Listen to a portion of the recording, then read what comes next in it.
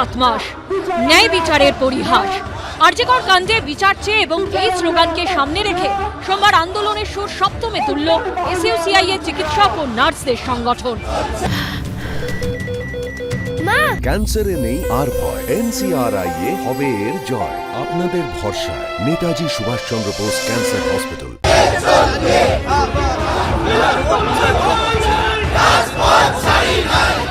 সল্টলেকের central park থেকে CGO complex পর্যন্ত হলেও মিছিল।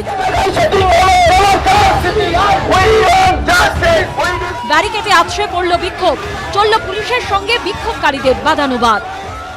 দর্শকদের বাঁচানোর জন্যই তো আপনাদের সময়।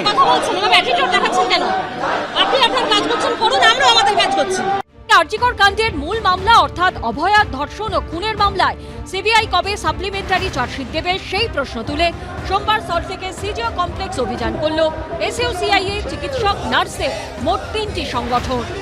সল্টলেকের সেন্ট্রাল পার্ক থেকে শুরু হয় মিছিল।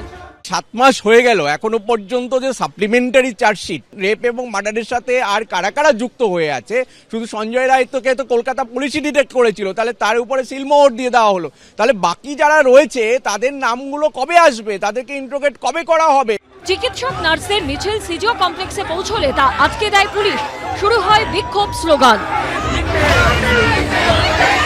সমস্ত ঘটনাটার মধ্যে প্রশাসন এবং সিবিআই এর ভূমিকা অত্যন্ত নক্কারজনক। যদি সেটা সদর্থক হতো তাহলে আমাদের হয়তো এইভাবে রাস্তায় নামতে হতো না। এরা যে তৎপরতাকে আমাদের আটকানোর চেষ্টা করছে, এর তুলনায় কম তৎপরতা যদি এদের বিচারটা করতো, চার্জশিট যদি এতদিনকে আমরা বিচারটা পেতাম। একটা সময় পুলিশের সঙ্গে বিক্ষোভকারীদের তর্কাতর্কি বেঁধে যায়। যখন একটা মেয়ে ধর্ষিতা হলো, আমার দিকে আঙ্গুল তুলছেন কেন? আপনি আমার দিকে আঙ্গুল তুলছেন কেন? ঠিক আছে, আপনারা ধর্ষকদের বাঁচানোর জন্য টাইম দিচ্ছেন, আমাদের জন্য টাইম থাকবে না তো? জনগণের জন্য টাইম থাকবে না তো? আপনারাও ধর্ষকের জন্য আছেন, ধর্ষকের জন্য আপনারা আছেন। বেশ কিছুক্ষণ এই পরিস্থিতি চলার পর বিক্ষোভকারীদের 5 সদস্যের দল সিবিআই দপ্তরে গিয়ে আধিকারিকদের সঙ্গে কথা বলেন।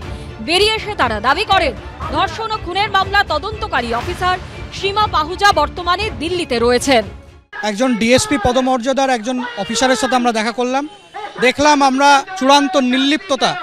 এই অফিসকে যেভাবে পুলিশ ঘিরে রেখেছে আমাদের যে শান্তিপূর্ণ আন্দোলনকে ভয় পেয়ে, অথচ আমরা ডেপুটেশন দেওয়ার সময় দেখলাম যে তদন্তকারী অফিসার সীমা পাহুজা দিল্লিতে বসে আছেন, তারা এখানে নেই। এবং কারা তদন্ত করছে, কে আছে, কোনো টিমের কোনো লোক নেই। আমরা দেখতে পাচ্ছি এই নির্লিপ্ততা সিবিআই প্রথম দিন থেকে চালু রেখেছেন এবং আজকেও আমরা সেটা লক্ষ্য করেছি। সাপ্লিমেন্টারি চার্জশিটের প্রশ্নে তারা বলছেন যে এর জন্য হয়তো আরও দীর্ঘ সময় লাগতে পারে, কিন্তু আমরা তাদেরকে হুঁশিয়ারি দিয়ে এসেছি। তারা বলেছিল 90 দিনের মধ্যে সাপ্লিমেন্টারি চার্জশিট হয়, সাপ্লিমেন্টারি 90। এখন সিবিআই এর বক্তব্য হচ্ছে যিনি সীমা পাহুজা, যিনি এটার ইনভেস্টিগেটিং অফিসার, তিনি নাকি দিল্লি চলে গেছেন। অতএব তার এদের কারো কিছু করার নেই বা এরা এই ব্যাপারে কিছু জানে না, এই ধরনের একটা কথা তারা বলতে চাইছিল। আমরা যেটা বলেছি, দেখুন এইভাবে দায় এড়ানো যাবে না।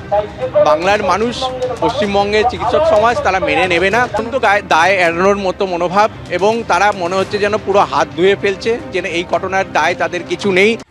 প্রায় 1 ঘন্টা ধরে বিক্ষোভ চলার পর এদিন ধীরে ধীরে পরিস্থিতি স্বাভাবিক হয়। সন্দীপ সরকার, হিন্দল দে ও রঞ্জিত সাউয়ের রিপোর্ট, এবিপি আনন্দ।